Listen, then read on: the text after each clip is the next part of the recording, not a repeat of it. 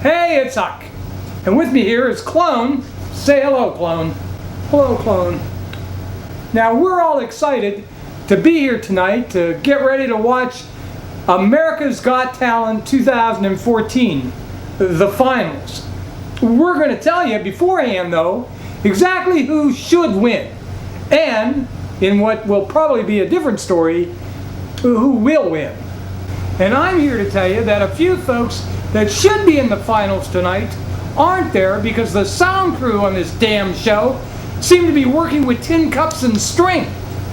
Some of the audio has been awful, fading in and out, echoes. I think two, probably as many as 3 acts, failed to get voted through because of all the sound glitches in this damn show. Most recently with last week's performance by Mara Justine. Apparently everybody in the live audience thought it was phenomenal. You'd never know that from watching it on TV. Now, Sons of Sarah Dip had to rely on something called a Snapple save vote when they were kind of left on the bubble after the first night's vote. I think that was after the semifinals. And I really do believe maybe due to a technical glitch in the sound that they just didn't come off very well, and so they almost didn't make it through. Alright, so here it is, the final 6 contestants that'll be performing live tonight. Now, as I name them, Huck is going to kind of give you the lowdown on, the current expectations. And meanwhile, if you click on their picture, as it appears on the screen, you'll be able to watch, one of their recent performances on the show. But don't worry, as soon as it's over, you want to quit watching it, you can just shut that off and pick right back up where you left off with us. We're clever like that.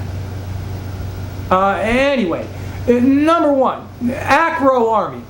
Now this group has some high-flying aerial acrobatics like you've probably never seen before. I mean, they're leaping off of platforms into people's arms, doing these crazy double flips and stuff and being caught. They're doing one-handed handstands on people's heads. The thing is I've been monitoring some of the Twitter chat and some of the chat room comments after the show. There seems to be a sizable audience that is tired of seeing, singers always winning these contests.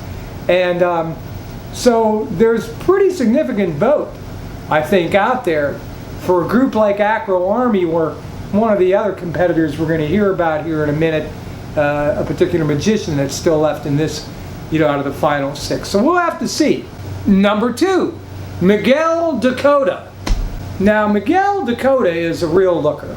And I think, early on, he got a lot of attention, not just because of his, kind of humble background and good looks and all of that. There's a backstory on everybody, and he's just kind of appealing. But he's really good looking, and I think he's got the tweener vote, if you will, kind of locked up.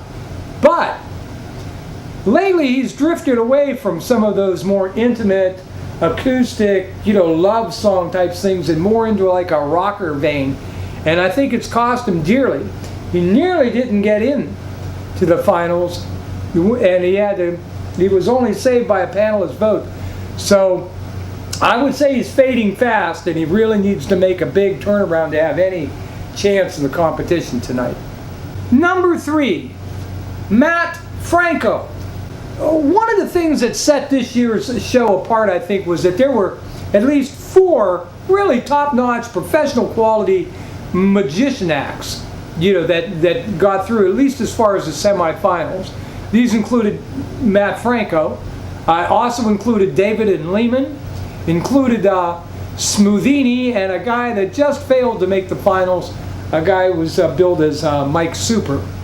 I'll be honest with you, I thought each of them had their own, their own style, and they were all pretty good. I'm not sure I would have put Franco in the final group, but I thought in many ways him like Smoothini were the two probably the best true magicians doing the very difficult close-up magic, where the other ones tended to do more spectacular tricks, a little showier, but probably a little less real sleight of hand involved. And so, again, I think because it's close-up magic and not the big splashy thing, camera angles and personality are going to have a lot to say about how far Matt Franco gets through this final competition, if he's going to have any chance. Number 4, Quintavious Johnson. Well, in many ways, Quintavious Johnson, only just a kid, may be the most naturally, instinctively gifted artist in the whole final group. I mean, a preteen kid who looks like, Urkel on, what was that show, Family Matters? He has this geeky, awkward look to him. But he has a voice and a command of the stage like no one else really out there except for, possibly one other competitor that we'll get to later.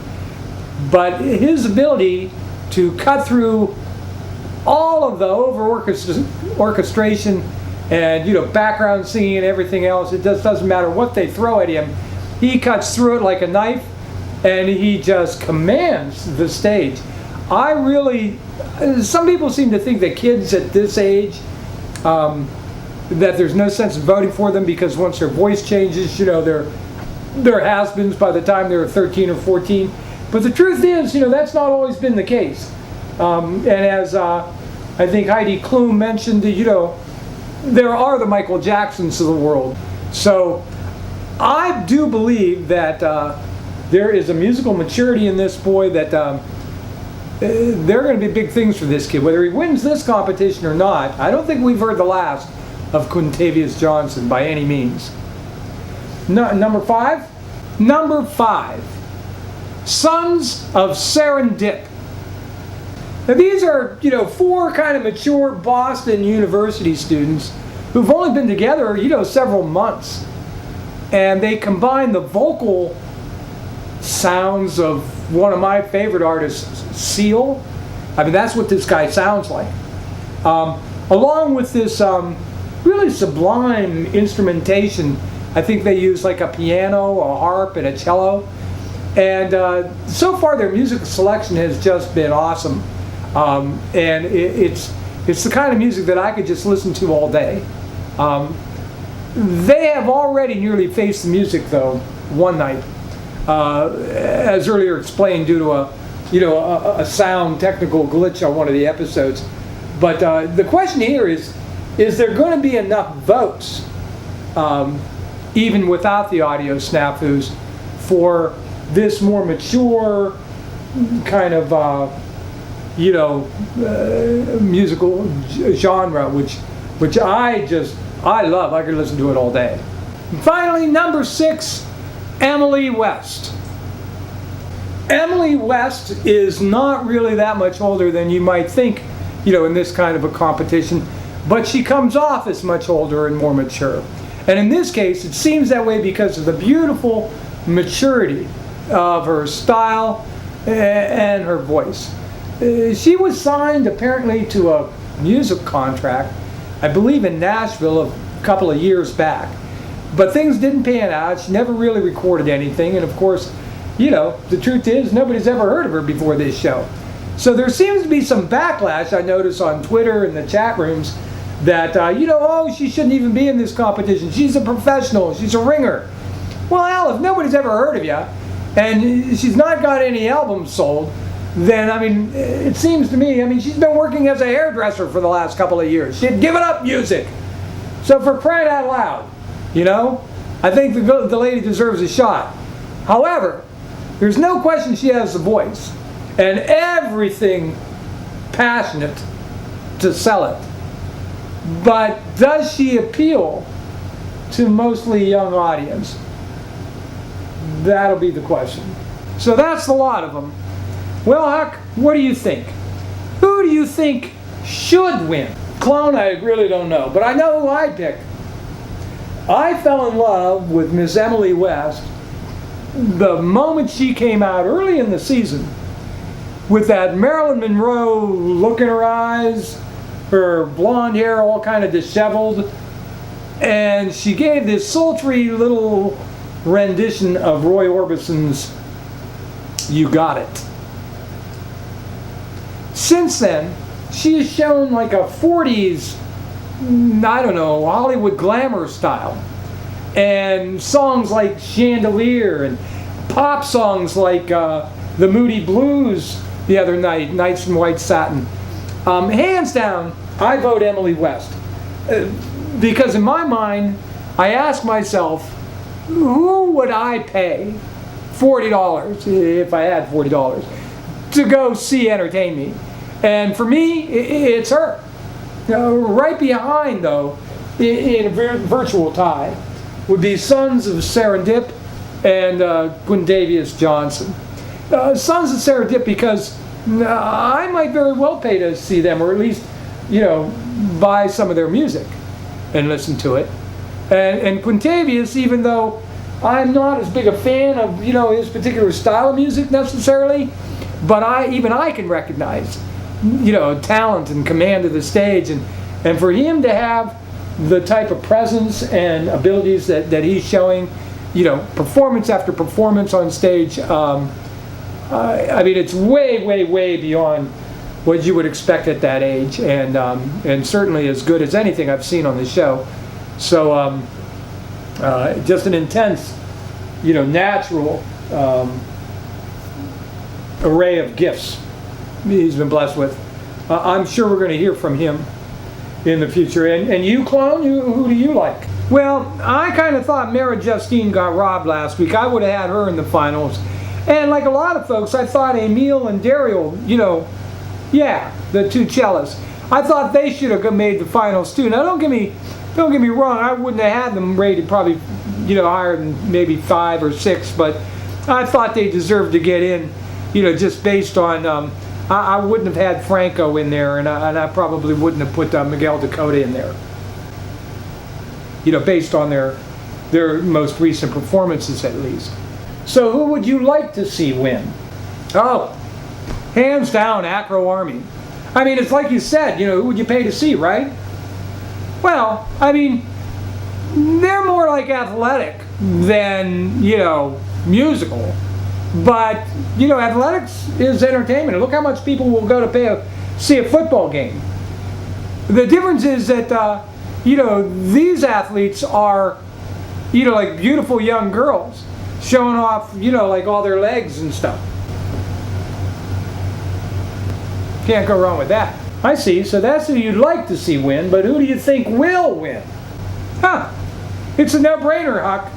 Acro Army. I mean, all the young guys are going to vote for the young girls, in those skin-tight suits, and all the young girls are going to be, voting for all those young, hungry guys with all the muscles, doing those acrobatics in their shirtless outfits. So, I figure it's a no-brainer. Who do you think will win? Now, I'm really hoping it'll go to Emily West, like I said. But somehow I'm really having a hard time figuring out how this voting thing is going to really go. First of all, I haven't really watched this show ever before, in previous seasons, so I don't know. I know American Idol, they say they get, a majority of their votes for some reason down south. And so any contestant that has a strong local appeal, to Arkansas, Texas, Mississippi, Alabama, I don't know, whatever, tends to, run strong or win the competition in most seasons. So I don't know if there's a similar factor maybe that I'm not aware of. I'm just assuming that, of the 2.5 or 4.5 or 6 million people that are going to watch this show tonight, probably a significant percentage of them are young people. And they're the ones that tend to be the ones that are, on their, texting like crazy and voting. So I don't know how many people, I know there's different ways to vote. You can text message, you can call a number, you can go online, to the website, I don't know. But I'm thinking, as a layman, I'm thinking, you've got these young people, maybe 14, maybe even 12, to like maybe 22, 24. That are the ones that are doing the bulk of the voting. And I don't know that, but I'm just assuming that that's probably true. And girls, I would think, probably do it more than guys. So, if you factor all of that in, it doesn't really come down to who's the most talented. It's who appeals to that particular audience. So I think certain acts may tend to cancel each other out. People that like Emily West, for instance, which is a more mature, singer, which is going to appeal to people obviously closer to my age than some teenager. Same thing is going to be true with Sons of Serendip. I mean, I think those two are going to, share a certain audience, which isn't going to be the biggest audience out there to begin with. So that may eliminate them. And then that leaves you with, maybe Matt Franco, the magician in the Acro Army. There's a significant, group out there that doesn't want a singer to win. Well, they're going to split that vote. But there may be more of those people to split. So I'm not sure how that'll work out. And then that leaves you with, maybe Quintavious Johnson or Miguel Dakota kind of slipping through. Dakota because he's got, that tweener vote, maybe, and a lot of girls that are going to vote for him. I'm going to guess, Quintavious Johnson, only because that's who I'd go for if it came down between him and Dakota. But I wouldn't be surprised if Dakota goes back to his roots with a more, like I say, intimate, kind of love song, more acoustic kind of thing, gets off the rocker, and maybe, makes a last-ditch appeal for that, that young girl vote that might just pull them through. Well, so we'll be watching it tonight to see how they do, and of course we'll watch tomorrow night to see who wins. But I just want to let you know, Huck, next year's the real big year. I am, as we speak, I have set up an online application at the show's website, and all I need to do at this point is select 2 of your songs, your YouTube video songs, Huck, as links to the website and submit it for America's Got Talent 2015. Huck, you're going to be part of it. I think you better forget it, Clone. I am not auditioning for anything. And seriously, Huck, I mean, I just need to copy and paste, the links to 2 songs that you've already posted on YouTube. I just can't decide which ones I ought to use. What do you think? Maybe Lovely Girl or Deanne or What Does It Take to Be a Man? I don't know if you've noticed this, Clone, but I was just hospitalized because of my breathing. I don't even know if I can sing those songs anymore, Clone. And I do know this. I mean, even if I could, I'm not going to be able to sing more than 1 or maybe 2 songs in a row before my voice is going to give out. I'm not going to make a living on my voice. That time is past. I couldn't even probably be in one of those bar rooms or arenas, all that smoke and fog machines. I can't even be around that anymore. Don't listen to him. Listen, I could use your help, folks. Leave a comment below and let me know, which of his cover songs or which of Huck's, original songs I ought to submit. I need maybe 1 or 2 of them, a first choice and a second choice. What would you submit? What do you think the judges would like to hear? Say goodbye, Clone. Goodbye, Clone. We'll see you next week. Thanks a lot for watching.